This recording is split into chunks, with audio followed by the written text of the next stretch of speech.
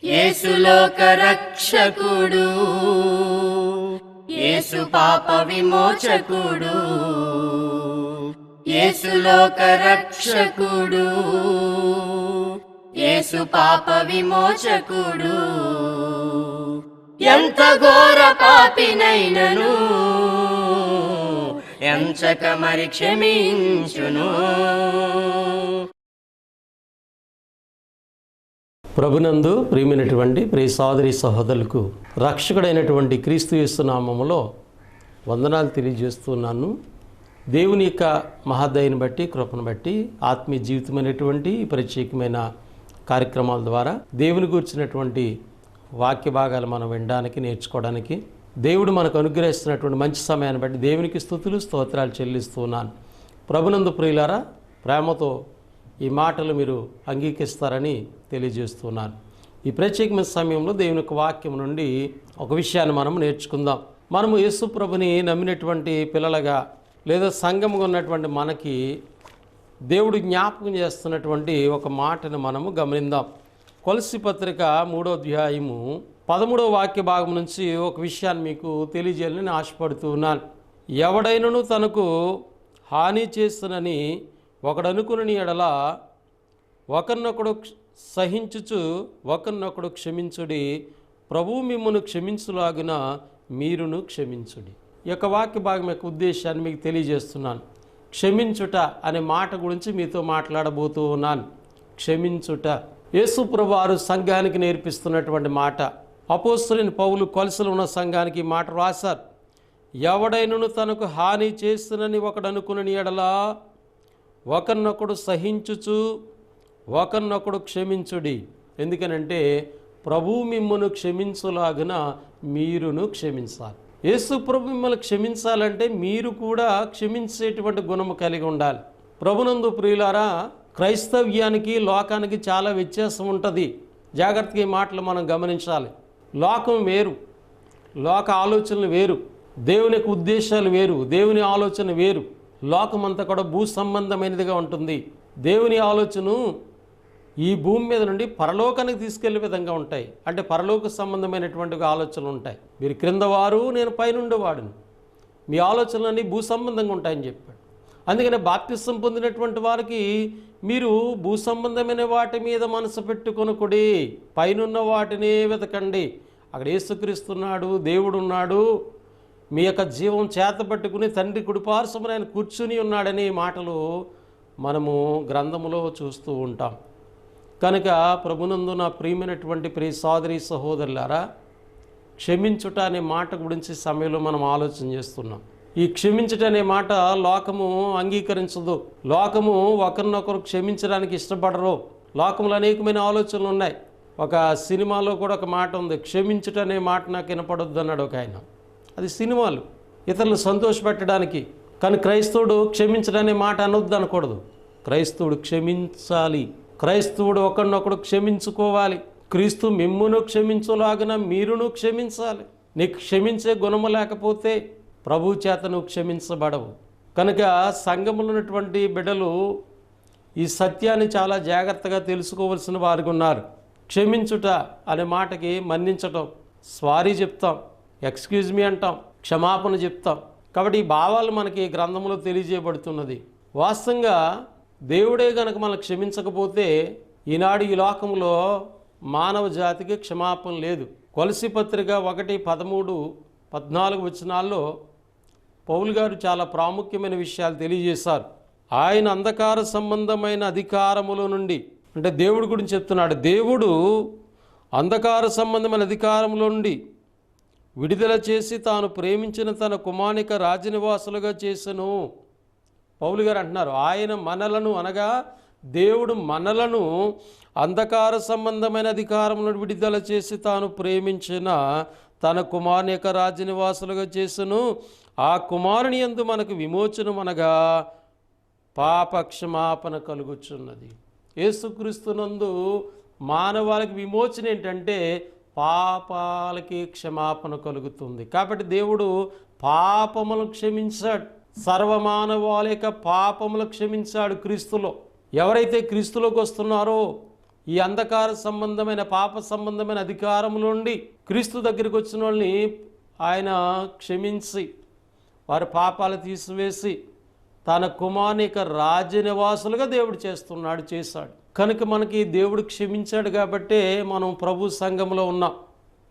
దేవుడు క్షమించాడు కాబట్టే పాపంలోంటి విమోచించబడ్డాం మనం. కనుక వాస్తవంగా మానవ జీవితాలు ఎలా ఉన్నాయని మనం గమనించినట్లయితే పౌలు గారు రాశారు ఈ సంగతి ఎపిసి పత్రిక 2వ అధ్యాయంలో, మీ అపరాధముల చేతను పాపముల చేతను చచ్చిన వారై ఉండగా మనిషి భౌతికంగా జీవిస్తున్నాడు కానీ దేవుళ్ళు ఆత్మ సంబంధిగా చనిపోయాడు. ఈ లోకంలో మానవుడు బ్రతుకుతూ ఉన్నాడు భౌతికంగా, కానీ దేవుని దృష్టిలో ఆత్మ సంబంధంగా చనిపోయారు. ఎందుకంటే మానవుడు అపరాధముల చేతను పాపముల చేతను చనిపోయాడు. బ్రతుకుతున్నాడా? బ్రతుకుచున్నాం, కానీ ఆత్మ సంబంధంగా దేవుని దృష్టిలో మానవుడు చనిపోయాడు. అలాంటి వారిని ఆయన క్రీస్తులో క్షమించి మన దేవుడు రక్షించుకున్నాడు. కాబట్టి దేవుడు క్షమించాడు కాబట్టి ఈనాడు మనము సంఘములో ఉన్నాం, దేవుని ప్రార్థించుకుంటున్నాం, దేవుణ్ణి ఆరాధించుకుంటున్నాం. కాబట్టి ఈ సమయంలో క్షమించుట అనే మాట గురించి కొన్ని సత్యాల్ని మనము ఆలోచన చేద్దాం.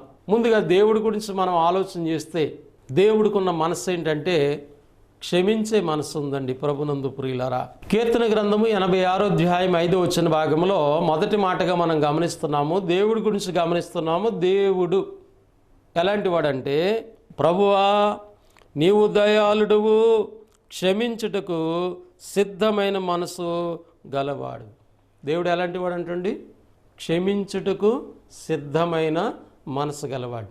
అంటే దేవుని మనసు ఎలాగుంది? ఎప్పుడైనా కూడా క్షమిస్తాడైనా.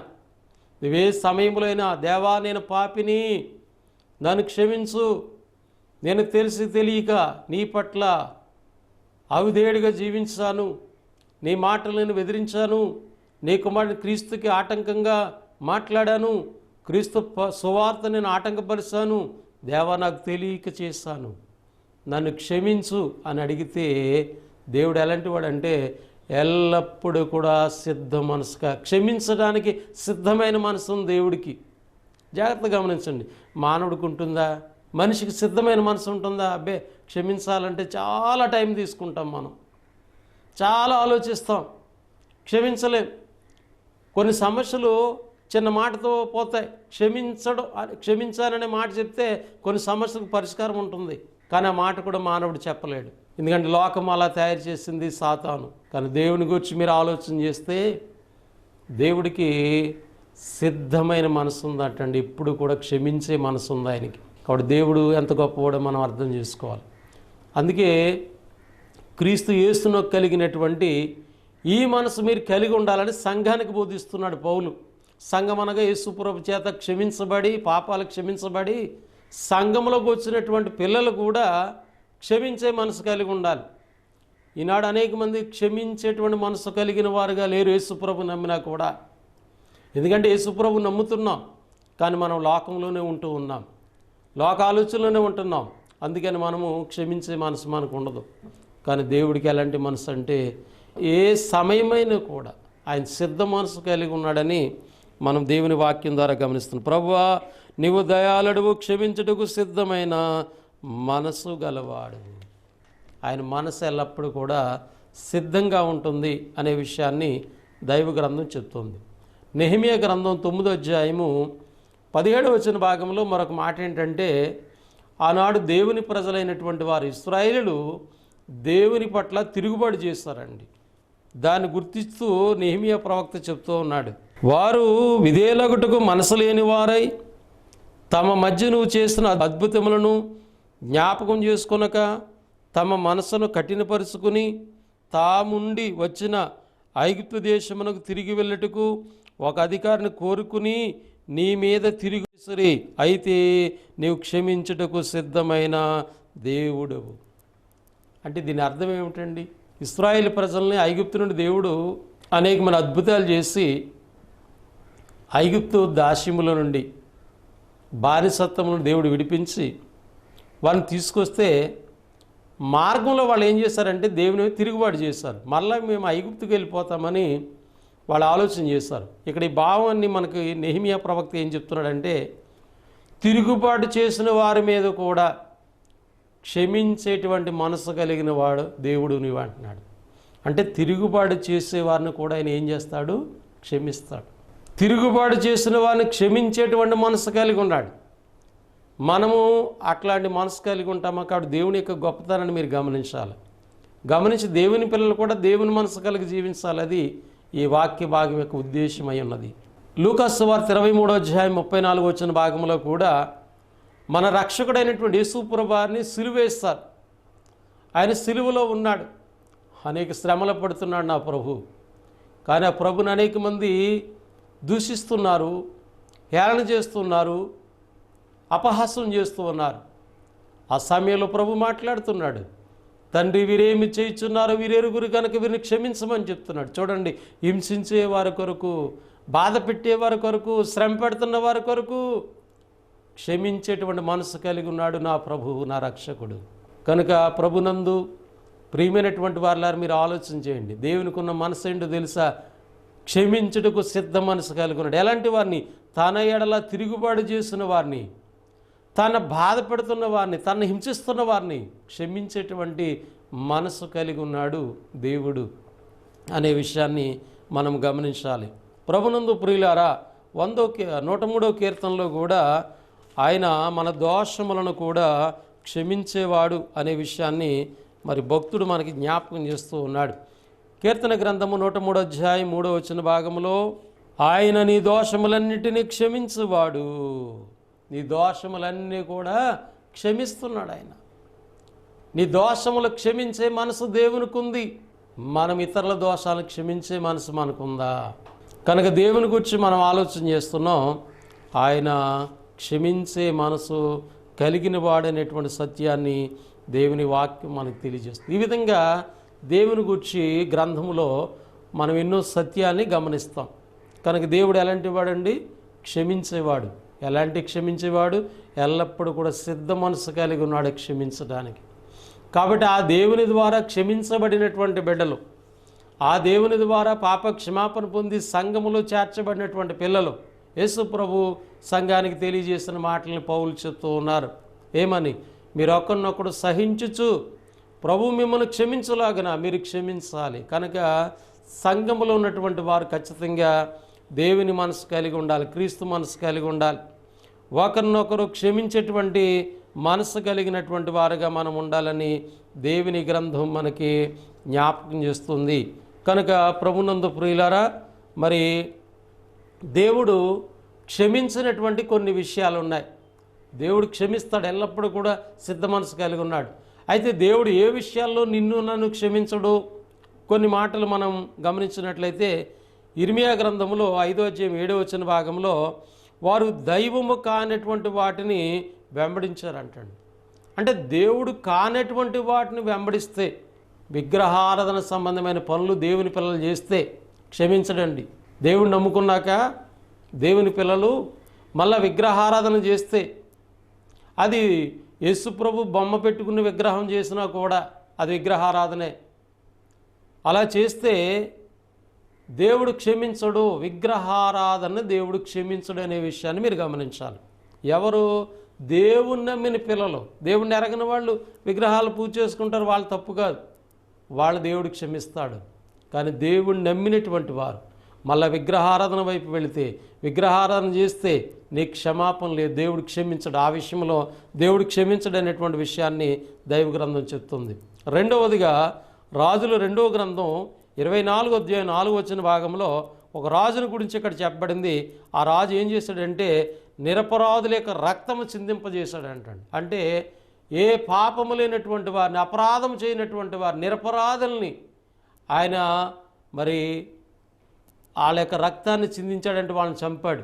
కాబట్టి అలాంటి వాళ్ళకి దేవుడు క్షమించడని చాలా స్పష్టంగా దేవుడు తన లేఖనాల ద్వారా తెలియజేస్తున్నాడు.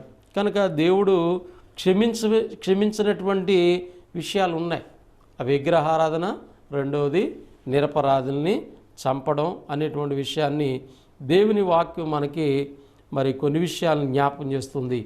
కాబట్టి మూడవదిగా జకరియా గ్రంథము 12వ భాగంలో దేవుని మాటను ధిక్కరిస్తే మిమ్మల్ని దేవుడు క్షమించడు. కాబట్టి 3 మాటలు మాత్రమే నేను చెప్తున్నాను. ఒకటి, దేవుని పిల్లలు విగ్రహారాధన చేస్తే దేవుడు క్షమించడు. దేవుని పిల్లలు నిరపరాధులకి అన్యాయం చేస్తే దేవుడు క్షమించడు. దేవుని పిల్లలు దేవుని మాటను ధిక్కరిస్తే దేవుడు క్షమించడని దైవ గ్రంథం చెప్తుంది. మిగతా విషయాల్లో దేవుడు లోకంలో ఉన్న ప్రతి ఒక్కరిని దేవుడు క్షమించడానికి సిద్ధ మనసు కలిగి ఉన్నాడని దేవుని గ్రంథం మనకి తెలియజేస్తుంది. అయితే మరి దేవుని పిల్లలైనటువంటి మనము ఏం చేయాలి? క్షమించడం అనేటువంటిది మనము నేర్చుకోవాలి. మరి ఎలా నేర్చుకోవాలి? క్రీస్తు యేసు ప్రభుని మనం నమ్ముకున్నాం. ఆ ప్రభుని గురించి మనం వింటూ ఉన్నాం. ఫిలిప్పి 2:5 అంటాడు, క్రీస్తు యేసును కలిగినటువంటి ఈ మనసును మీరు కలిగి ఉండి. కాబట్టి క్రీస్తు ప్రభు లాంటి మనసు మనం కలిగి ఉండాలని దైవ గ్రంథం తెలియజేస్తుంది. కాబట్టి క్షమించడం అనేటువంటిది మనం నేర్చుకోవాలని దేవుని వాక్యం చెప్తుంది. ఎలా నేర్చుకుంటాం? కొన్ని విషయాలు మనం ఆలోచన చేద్దాం. ప్రభునందు ప్రియులారా, మార్కు సువార్త 11వ అధ్యాయము 25వ వచన భాగంలో ఈ మాట గమనిస్తాం. మీరు ఒకని మీద ఒకనికి విరోధమేమైనను కలిగి ఉన్నడలా మీరు నిలబడి ప్రార్థన చేయనప్పుడల్లా వాని క్షమించుడి, అప్పుడు పరలోకమందున్న మీ తండ్రి మీ పాపములను క్షమించడం నేర్చుకోవాలండి. నేర్చుకోకపోతే రాదు. ఇతరులను క్షమించి మనసు మనకు రావాలంటే ముందు నేర్చుకోవాలి. ఎలా నేర్చుకోవాలి? మొదటిగా ప్రార్థన చేస్తున్నప్పుడు నేర్చుకోవాలంట. ఇక్కడ యేసుప్రభువు వారు బోధించారు, మీకు ఒకని మీద విరోధమేమైనను కలిగి ఉన్నడలా మీరు నిలబడి ప్రార్థన చేయనప్పుడల్లా వారిని క్షమించాలి. మొదటగా ప్రార్థనలో క్షమించడం నేర్చుకోవాలి. ప్రార్థన చేస్తున్నప్పుడు మొదట మనకి ఎవరి మీద అయితే విరోధం ఉన్నదో వారిని క్షమించడం నేర్చుకోవాలి ముందు. అప్పుడు తర్వాత వాళ్ళ దగ్గరికి వెళ్ళి చెప్తాం. ముందైతే ప్రార్థనలో అంటే దేవుడి దగ్గర ముందుకు ఒప్పుకోవాలి. దేవా, నాకు పలానా వ్యక్తి మీద విరోధం ఉన్నది, ఇదిగో ఆయన క్షమిస్తున్నాను అని చెప్తే దేవుడు నిన్ను కూడా క్షమిస్తాడన్నమాట. కనుక క్షమాపణ గుణం నేర్చుకోవడం క్రైస్తవ జీవితంలో చాలా ప్రాముఖ్యమైనటువంటిదిగా దైవ గ్రంథం మనకి జ్ఞాపకం చేస్తుంది. కాబట్టి మనము ఇతరులను క్షమించటం అనేటువంటిది ప్రార్థనా జీవితం ద్వారా మొదటగా ప్రారంభించాలి అనేటువంటి సత్యాన్ని దేవుని వాక్యం ద్వారా మనము గమనిస్తూ ఉన్నాం. రెండవదిగా మనము ఆలోచన చేసినట్లయితే మత్తయి సువార్తలో యేసు ప్రభువారు ఈ విషయాలను చాలా వివరంగా ఆయన భూమి మీద ఉన్న దినాల్లో బోధించారు. ప్రభునందు ప్రియులారా, మత్తయి సువార్త 6వ అధ్యాయము 12వ వచన భాగంలో, మా రుణస్తులను మేము క్షమించున్న ప్రకారము మా రుణములో క్షమించము. మేము ఇతరులు ఎలా క్షమిస్తున్నామో దేవా అలా మమ్మల్ని క్షమించము. మనుషుల అపరాధములు మీరు క్షమించకపోయిన ఎడల మీ పరలోకపు తండ్రి మీ అపరాధములు క్షమించడు. కాబట్టి మనము మనుషుల యొక్క అపరాధములు కనుక మనం క్షమించకపోతే మన అపరాధములు కూడా ఆయన క్షమించడం అనేటువంటి గుణాన్ని, లక్షణాన్ని మనం తెలుసుకుని క్షమించే మనసు మనం కలిగి ఉండాలి. ప్రభు అయినటువంటి యేసుక్రీస్తు వారు భూమి మీద ఉన్న దినాల్లో ఆయన శిష్యులకు ఒక డౌట్ వచ్చింది, పేతురు గారికి.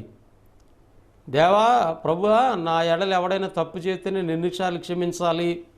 7 సార్లు చాలు కదని అడిగాడు. మత్తయి సువార్త 18వ అధ్యాయము 21, 22 వచ్చిన భాగాల్లో ఉన్నటువంటి భావాన్ని మనం గమనించినట్లయితే పేతురు అడుగుతున్నాడు, నేను ఎన్నిసార్లు క్షమించాలి ప్రభా? ఎవరినైనా నా ఎడలు తప్పు చేస్తే నేను అతని ఆ సమయం పేతురు అయినందుకు వచ్చి, ప్రభా, నా సహోదరుడు నా ఎడల తప్పితము చేసిన ఎడల నేను ఎన్ని మార్లు అతను క్షమించవలను? 7 మార్లు మట్టిగా అని అడిగను. అందుకేసు అతనితో ఇట్లనను, 7 మార్లు మట్టికి కాదు 70 ఏళ్ల మట్టుకని మీతో చెప్పుచున్నాను. నేను 7 సార్లు క్షమిస్తే సరిపోతుందా ప్రభా అని పేతురు అడుగుతున్నాడు. నా సహోదరుడు నా ఎడల తప్పితం చేశాడు, 7 సార్లు క్షమిస్తే సరిపోతుందా? వాక్యం నేర్చుకున్నాం 7 సార్లు మనం అంటుంటాం. 2వసారి ఊరుకుంటున్నాను, 3వసారి ఇంక ఊరుకొని అబ్బాయి అంటాం, మనం క్షమించను అంటాం. కానీ ప్రభు నేర్పిస్తున్నాడు. ప్రభునందు ప్రియులారా, 70 ఏళ్ల మట్టుకంటే నువ్వు బ్రతుకున్నంత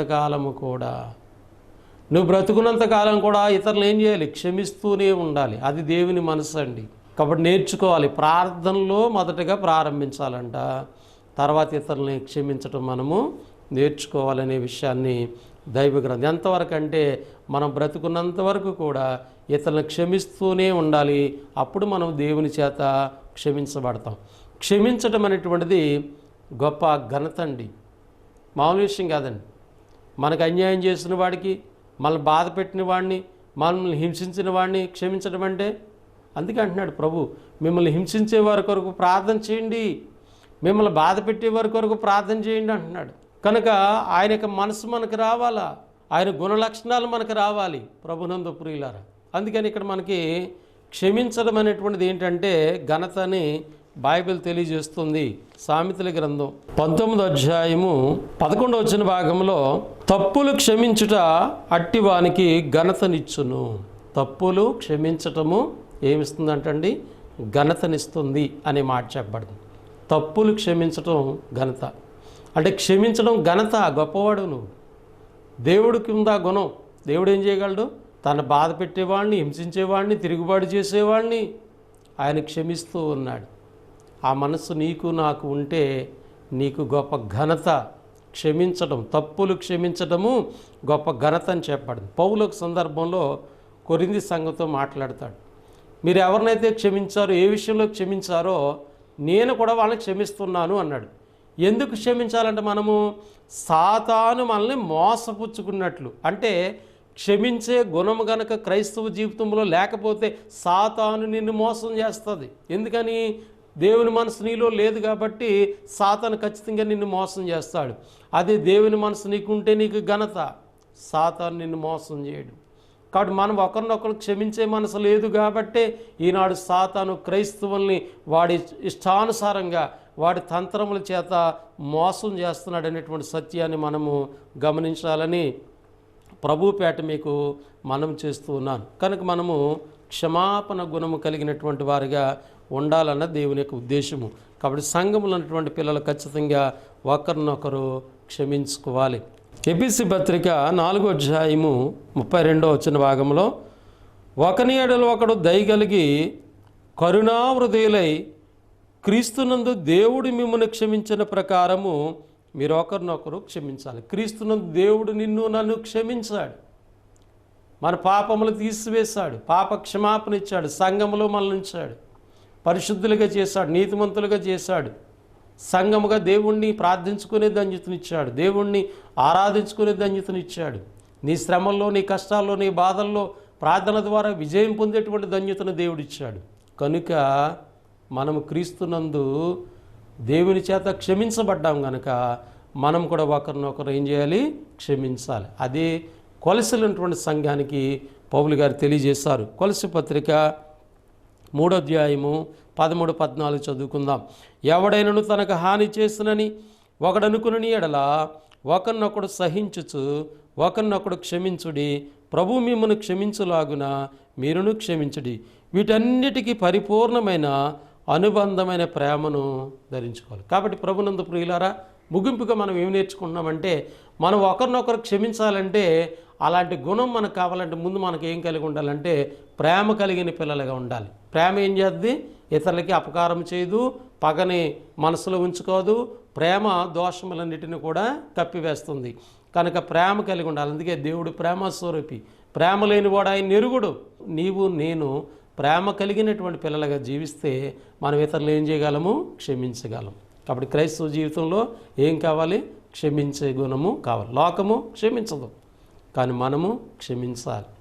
బాధ పెట్టేవాళ్ళని క్షమించాలి, హింసించే వాళ్ళని క్షమించాలి. మొదటిగా ప్రార్థనలో ఈ క్షమించడం ప్రారంభించాలి, తర్వాత వ్యక్తిగతంగా క్షమాపణ కోరుకోవాలి. అలాగా దేవుని మనసు కలిగి మనము జీవించాలి. అది మనకి ఘనత.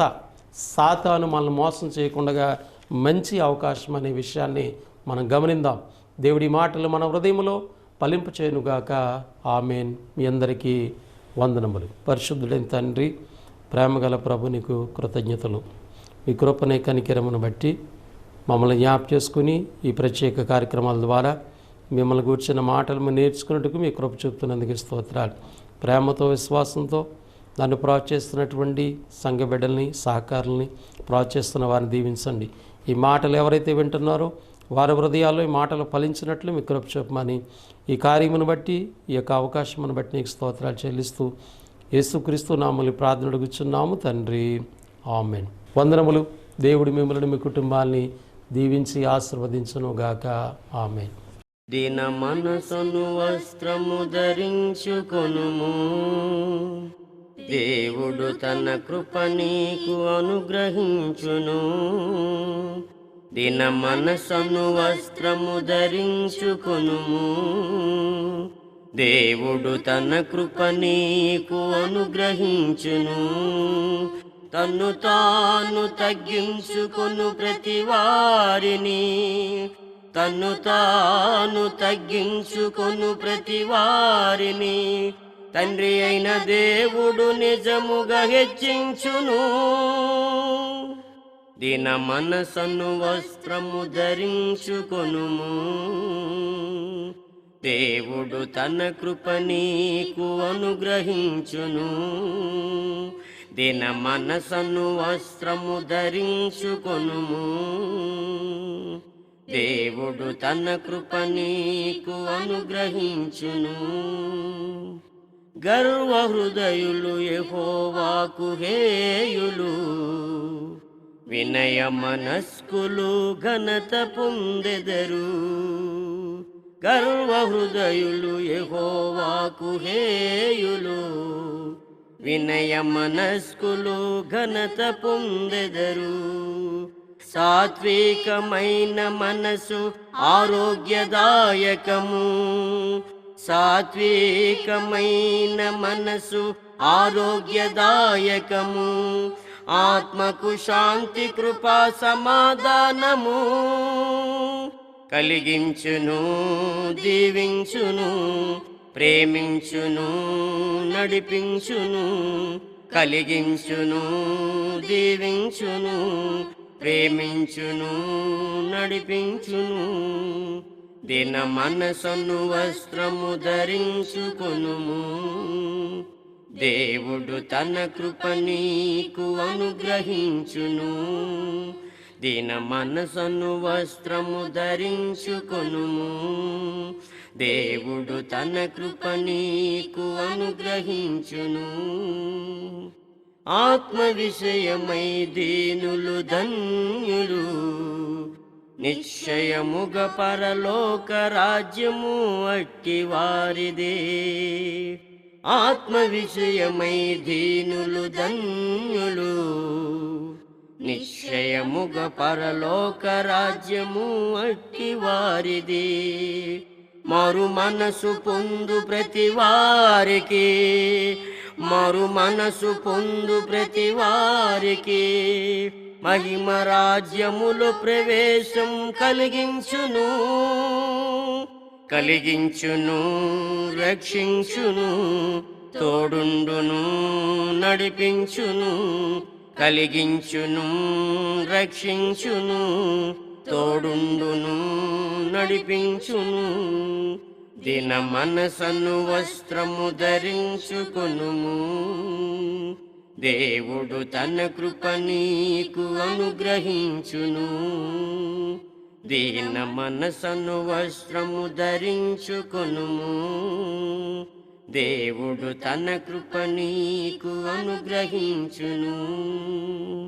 క్రీస్తునకు కలిగిన మనసు కలిగియుండుము, క్రీస్తును బోలి నడచిన పౌలు వలె నడువుము.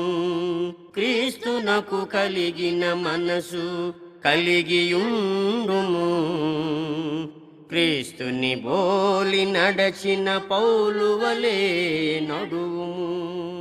క్రీస్తు వలె శ్రమలనేకమనుభవించుము, క్రీస్తు వలె శ్రమలనేకమనుభవించుము.